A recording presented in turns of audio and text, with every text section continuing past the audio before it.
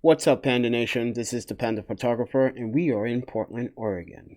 And I am using the Canon EOS Webcam utility, and I kind of figured out some of the tweaks while it's in beta mode. So, hold your thoughts on how the software works for now until Canon actually release a final release version of the software. But I am using OBS, and I am using at 1080p 30 frames on the camera and 1080p 30 frame settings on OBS. Now I'm going to show you some of my settings, but before we start, I would like you, to subscribe to this channel.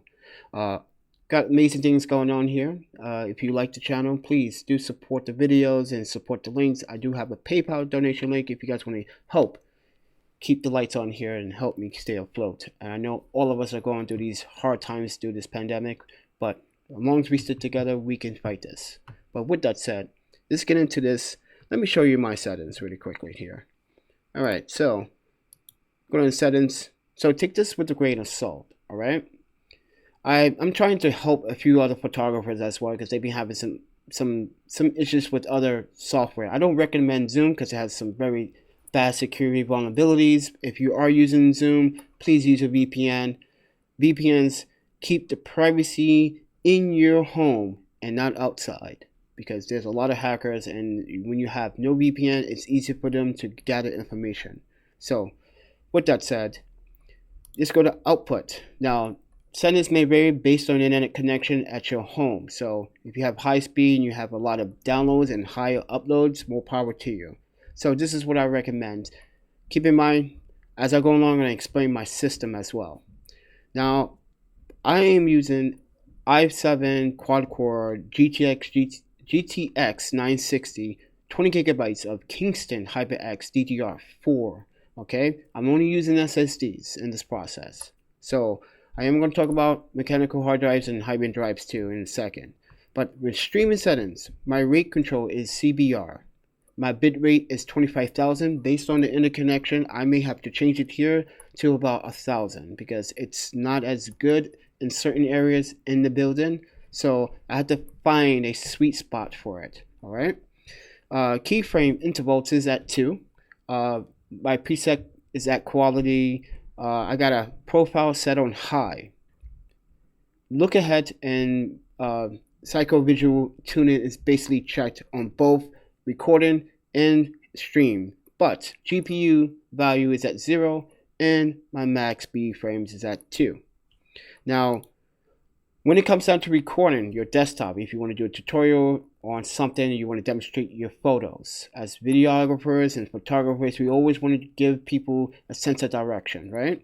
So with the recordings, I still am using the new NVIDIA encoder H246 new, all right? 1920 by 1080, all right? But my rate control is at VBR because I'm using SSDs. I want to take advantage of those read and write speeds, okay?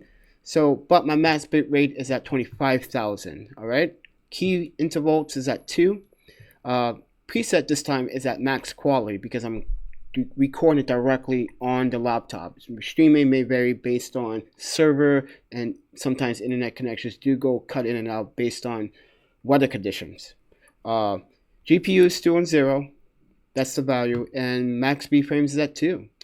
And when I go into the video settings, I had to change it from 60 frames a second because I was using the Sony a7-7 II with the Sony app with OBS, and I was shooting 1080p 60 frames a second with a USB cable. So, but this one is using the old proprietary USB 2 cable, and if you're using EOS 80D or something below, and it has that little that component in your camera, you're pretty much going to have to set it up this way.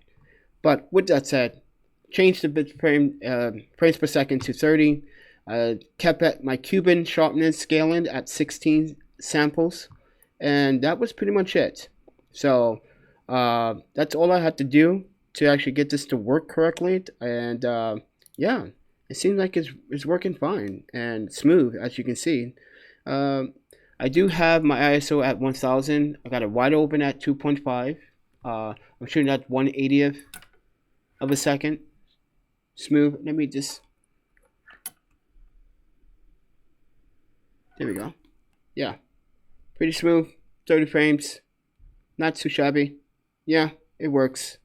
Got more light coming in through the window. I want to use this natural light, but I'm also using the Veltrox light as well. But if this was very helpful to any of you guys and you photographers struggling with OBS on Mac, you may want to try these settings, or Windows 10. You may want to try these settings. It will probably help you in the long run. But with that said, I'm the ThePandaPhotographer. I really want you guys to subscribe to this channel. I really guys want your support and your feedback, and let me know what you guys think about this new EOS webcam app that Canon released. I think it's going to get good. I think it's going to get better. I think after a few kinks with some of the software issues that it do have, we can get this ball rolling. No more adapters. But I shouldn't say that, because some of you may want to use the HDMI instead. But with webcam USB cable port, this is the purpose for it. So yeah, I think it looks good. It looks clean to you, right? What do you guys think about skin tone? Looks clean, right? But with that said, everyone, this is Panda, and I will talk to you guys in the next one. Peace.